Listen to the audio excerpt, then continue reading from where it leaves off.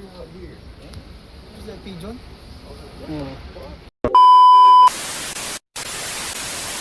What's up? Ano na namang bulitas dyan? Good morning guys, may bago na naman tayong i-upload. Baka may magsiselos na naman dyan. Eto na nga ngayon, nakita nyo ba naka-color orange ako? Hindi ako nangahunting ha. Nakita nyo naman ang lugar. Parang nandito kayo sa malaking sinihan na nakaupo at nagbi-video lang. O di kaya sa lugar na parang inabandona na. Analyze mo kasi yung lugar, tignan mo. Yung ulap nasa baba.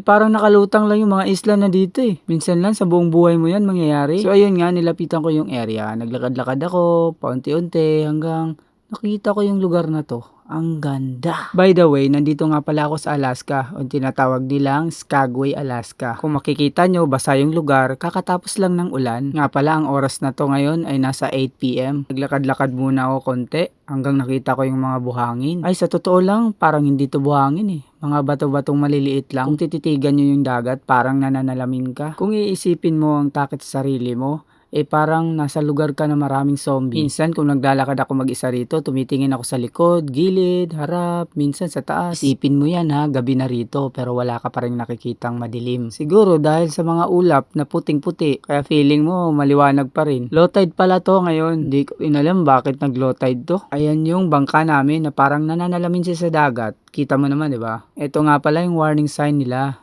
Bago ka pumunta sa dagat, basahin nyo muna to. Ang haba, basta ang alam ko dyan, for safety yan. Pabalik na ako sa aking area, nakita ko tong maliit na supot. Hindi ko alam kung ano to. Basta, plastic. Habang naglalakad ako, may naobserbahan ako sa mga semento nila rito. Yung akala mong matatapaluk ka, pero hindi pala. Galing no? Ito nga pala ang aking wheelchair. Nag-wheelchair assistant kasi ako ngayon. A few seconds, may napansin ako. Tignan nyo. Habang nag-uusap kami ng kasama ko dito, parang ang daming mga ibon nagsialisan. May itim, may puti. Di ko alam, sa iba't ibang direksyon. Nakita nyo ba yung mga bakod na yan? Sa likod niyan, ang iingay. Poop. Here it again. It's fucking launched one. It went all the way the fuck clear out here. Is that pigeon? Chad's like, oh, the Diba? Halo-halo sila.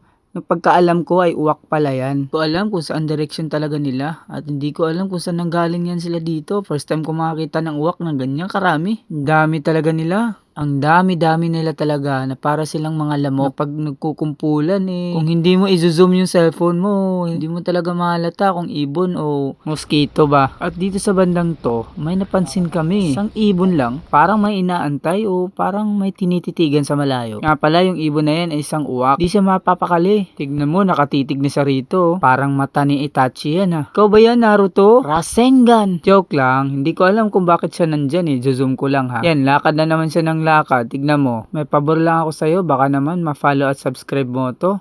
Paalam!